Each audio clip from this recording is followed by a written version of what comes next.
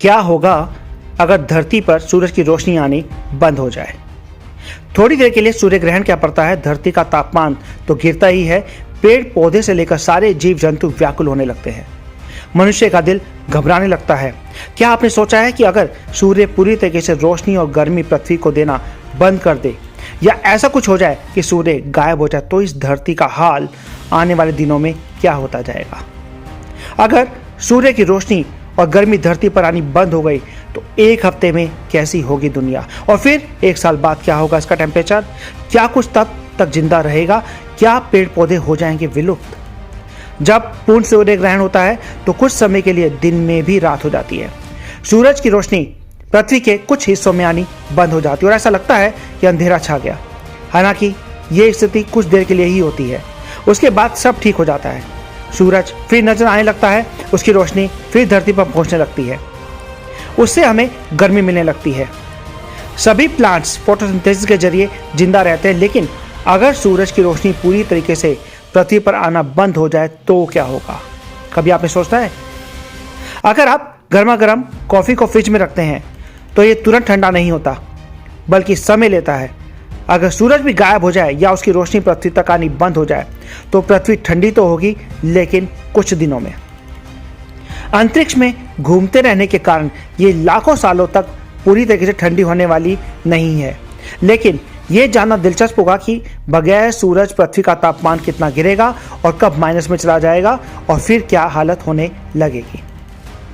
पृथ्वी की सतह का हिस्सा जितना ठंडा रहेगा उतना फ्रीजिंग टेम्परेचर समुद्र के अंदर काफी गहरे पानी में तो नहीं रहेगा। वैसे सूरज की रोशनी और गर्माहट के पृथ्वी तक नहीं पहुंचने के कारण एक हफ्ते में पृथ्वी की सतह का टेम्परेचर 0 डिग्री के नीचे चला जाएगा। हर ओर बर्फ नजर आने लगेगी, इमारतों से लेकर सड़कों तक बर्फ ही बर्फ, हर और बर्फीली चादर। साल भर में जिंदगी मुश्किल हो जाएगी। फिर धीरे धीरे टेम्परेचर माइनस की ओर बढ़ने लगेगा। साल भर में यह टेम्परेचर -100 डिग्री सेल्सियस तक चला जाएगा। समुद्र की ऊपरी परतें भी बर्फ में बदल चुकी होंगी, लेकिन इसके नीचे और गहरे में जाने पर बर्फ के नीचे पानी बहता रहेगा और यही नीची परत पर बहते पानी का ही नतीजा होगा कि समुद्र कभी पूरी तरीके से ठोस बर्फ में नहीं बदल पाएगा। सैकड़ों हजारों सालों में भी नहीं, लाखों सालों बाद हमारी पृथ्वी का टेम्परेचर -400 डिग्री सेल्सियस पर जाके रुक जाएगा।